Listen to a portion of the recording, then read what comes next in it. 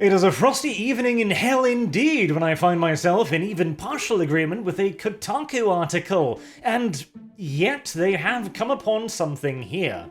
The new Saints Row rings the death knell for silly games. Well, it certainly rings the death knell for Saints Row, that's for sure, as this abomination wears the tattered skin suit of a once pretty damn awesome franchise, but in reality, the death knell for silly games happened years and years and years ago, half a decade at least, for reasons that the article writer, of course, is entirely blind to, due to his own convictions, shall we say. But it's an interesting point, isn't it? The article is rather long and rambly, and it's one of those where they're so close to realizing something, yet can never really quite get a hold of it. It mentions, for example, that back in the day, offense comedy was a pretty damn big thing. You had the names like Chris Rock, Dave Chappelle, hell, George Carlin to a considerable extent. A lot of stand-up comedians that were actively pushing the border, looking for that point where laughter turned into, ooh, we don't know about that, you know? And then going right up until that point to get people howling with laughter. I mean, again, if you haven't watched stand-up comedy of the old greats, George Carlin, do it. Dave Chappelle, do it. Eddie Murphy, do it. Chris Rock, do it, because it's fantastic. It is so damn good, and it brings you back to a time when we could see this, we could laugh at it, and understand that it was a comedy routine. But oh well. The article mentions, of course, that, it's been cancelled by both sides. Both political extremes. Oh yes. Yes, the far right, the Christian conservatives, have a lot of cancel culture power today. Hell, even when they actually kinda did, they couldn't cancel shit. Because here's the thing. The Christian conservative movement, they'd bitch, they'd whine, and they'd cry about it, sure, they'd make some loud whingy noises, but they'd rarely, if ever, actually do anything. And when they did, it was stuff like the Jack Thompson stuff. Absolute jokes. They didn't cancel crap. Left wing? Oh, better or worse, they're a hell of a lot better at it, unfortunately. And Saints Row, right?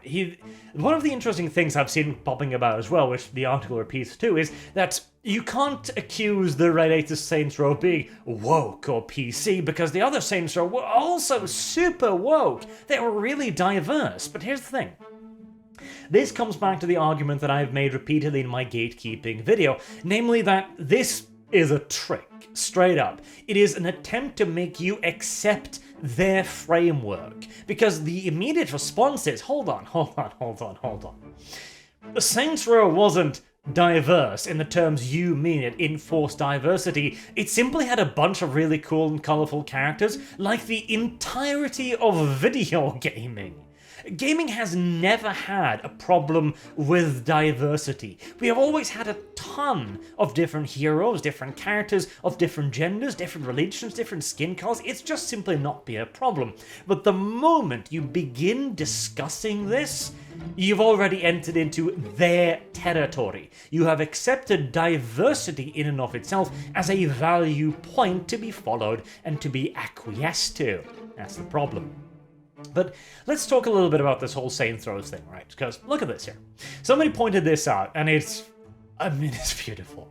They changed Rim Jobs, the name of the car shop, Rim Job, obviously being a play on that certain sexual act, to Jim Robs.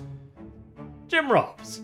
And freckled, I can't say that word on YouTube because we live in a puritanical totalitarian society, to FPS. Curse you, Saints Row. Now ask yourself, who do you think these changes were for?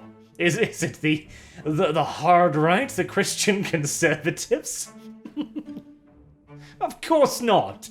Don't be lunatic. This is for a very specific group of people who whinge about these things. Oh, look at that, it's objectification. I don't know what party of the internet whinges about that. I just don't understand. I really don't. And just in case here, let's go over some of the more ridiculous things that have been cancelled, shall we? The crows from Disney's Dumbo. Why? Well, you see, they're black, and that's racist. Diversity is all well and good until you have black characters that, you know, a little bit too black, I suppose. Dr. Seuss's book, that was a recent one. That was over a rhyme about an Arab, I believe, which got the entire book yeeted. Sensible, very reasonable. J.K. Rowling, once a saint of the left, is now a trans-exclusionary feminist. A monster who is literally killing people. Ah yes, this does indeed look like the face of a hardened killer. I can absolutely see it. I mean, those eyes. Pepe Le Pew. That's another one. Pepe Le Pew was reportedly removed from a bunch of scenes in the latest Space Jam, and frankly, I think Pepe was better off for it, because Pepe is a bit rapey. And hey, here's the thing too. I'll let you in on the secret. Pepe Le Pew is rapey. Because that's the point. You are not supposed to look at Pepe Le Pew. I mean, again, an American comic depicting a French skunk. You are not supposed to look at Pepe and go like, oh, role model. No, he is awful. That is the joke. He's a goddamn skunk. Like, you are being hit over the head with this, and yet still it's like, I don't understand what's happening. Or Gina Carrera, another person being cancelled basically for saying, let's not turn into Nazis? Which, again, is a rather controversial statement in this day and year, apparently. Like, hey guys, fascism bad, boo, cancellation. I'm not even going to say any further, and perhaps the most ridiculous one, Uncle Ben had to change its name to Ben's Original because of the black man on the cover. This brings me back to a discussion about a certain N-word, where my point of view is that this used to be a word specifically designed to put black people down. It was invented specifically to denigrate them and make them less than human. The black community then took that word and reconquered it. They translated it into something positive, something meaning friend and brother. Now, I have said repeatedly that that sounds like an incredible goddamn achievement that should be lauded. But what do I know? And so there you go, another black person taken off the box because, there you go, important. And here's the thing too, there used to be silly games. There used to be quite a ton of them actually, but they all died out, interestingly enough, with the advance of certain ideologies. Let me give you a glimpse here at the golden age of video gaming, perhaps the single best year in gaming history. The year 2000. Baldur's Gate at the top, The Sims. Okay. You want to talk about silly ideas? The Sims was a retarded idea. Who the hell? Oh, I want to play a video game about running my family. That's not going to be fun. Except no. Turns out everybody loves it. But silliness. The Operative. No One Lives Forever. The Operative, was that his full title? I just remember it as No One Lives Forever. A ridiculous 60s spy game where the tutorial gave you a little laser watch and bubble gums and you had to infiltrate evil, ridiculous societies. It was awesome. And speaking of diversity as well, what have we got here? Oh yes, that's a female main character back in the day of misogyny. Weird. It's almost as if my original point that gaming never had a problem with this ever, this stands up rather strong.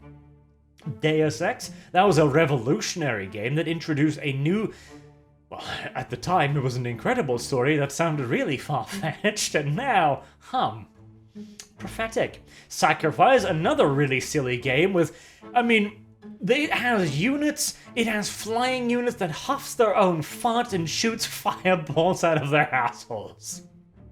Come the hell up. The entire art style was crazy like nobody's business. The gods as well are overblown and ridiculous. What else we got here as well? Okay, Diablo 2, not that silly, I admit. Zeus, kind of. Escape from Monkey Island, obviously. Monkey Island itself is an entirely silly series. A Giant Citizen Kabuto as well. Oh, that is a great game as well. If you can get it to work... See, I would say you should play it.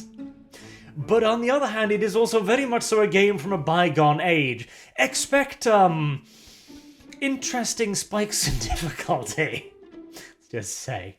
Or American McGee's Alice too. Oh god. You know, if you want to talk silliness, not just in the fact of overly comedic nonsense like Saints Row, crazy ideas. Something like American McGee's Alice could never be made today because it is absolutely crazy. It is absurd, it is over the top. If you made this now, there would be endless Kotaku articles talking about the dark and horrible backstory of the author, which, to be fair, is pretty special, but oh well. MDK2, another game where your primary weapon is your enormous helmet, which functions as a sniper rifle, and your sidekick is a mad professor and a four-armed, specifically, dog that wields guns whilst, I think, smoking a cigar. or Crimson Skies, there's another one. I mean, there were tons of these games back in the day, and god damn it, Midtown Madness 2, an entire game based on the idea of driving around a city like mad, or Heavy Metal. Oh, good god. If you want to talk about games that could never be made today, oof. And hell, the worst part is, it was actually pretty good, but the problem was, in an era where every goddamn game was amazing, Heavy Metal was just like, merely a good video game? Pleb, get away from me. I have Sacrifice to play.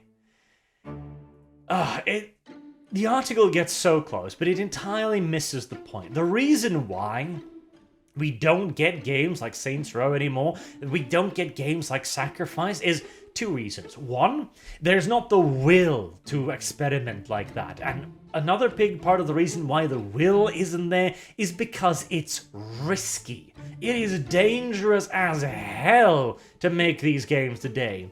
If you can be banned for having black crows in your movie, if you can be banned for having rhymes, if you can be banned for posting on social media, if you can get cancelled for being an obvious bad character example, etc., etc., do you really think anyone's going to be making a Heavy Metal, or indeed a game with rim jobs or freckled bitches? I'll risk it on the end there.